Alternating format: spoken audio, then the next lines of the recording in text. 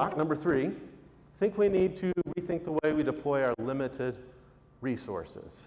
What do I mean by that? What's our most limiting resource? At least in the mind of Chris. Who said that? Time. Time. Right? So, evangelism to me, as a lifelong Seventh-day Adventist, being grown up in the church by an SDA mom, thankfully, I had that opportunity. You know what evangelism was to me growing up? Hey, Chris, we got this event coming up. Here's 500 handbills. Can you go walk up and down the streets and hand them out and invite people to church?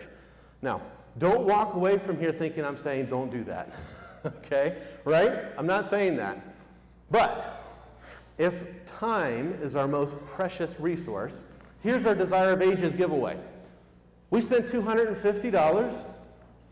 We reached almost 3,000 people that saw the ad. An impression basically says they saw the ad how many times. This is how many unique people reach, how many impressions, how many of them actually clicked on the ad, how many requested the book, $10.28 per request. Okay? So, evangelism to me, growing up, was spending my time here. Now, been in the church a long time. I've never knocked on 2,885 doors. I can promise you. As a matter of fact, the 16 years I've been at our church in Anderson, Indiana, our entire church hasn't knocked on 2,885 doors. You know how long this took? 15 minutes. Program the ad, hit send, put the money in, and guess what? Out came the request. Now, I'm a business process guy, so forgive me. 24 people registered.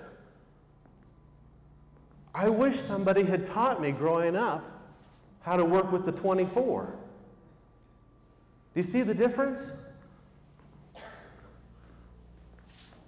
41 and a half years I've been an Adventist, I haven't knocked on that many doors. $250, outcome 24 interested people.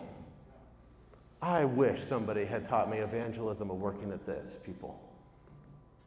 I think that we would be so much more successful if we spend our most valuable time working with the people that said, I'm ready.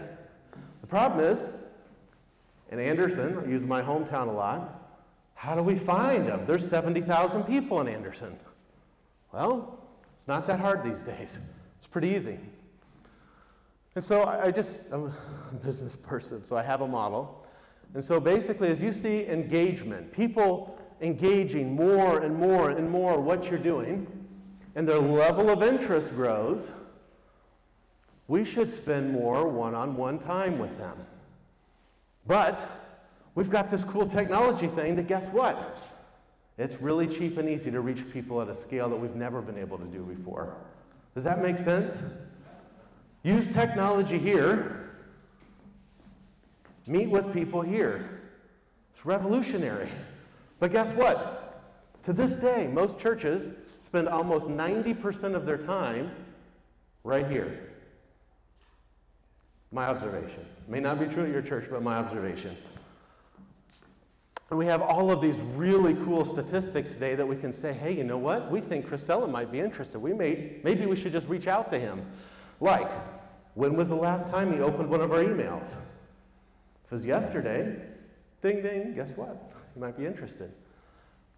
What was the last website page that he looked at on our site? Maybe it was about contacting us, or information on baptism, or, you see what I'm saying? Powerful indicators of somebody's interest. And guess what?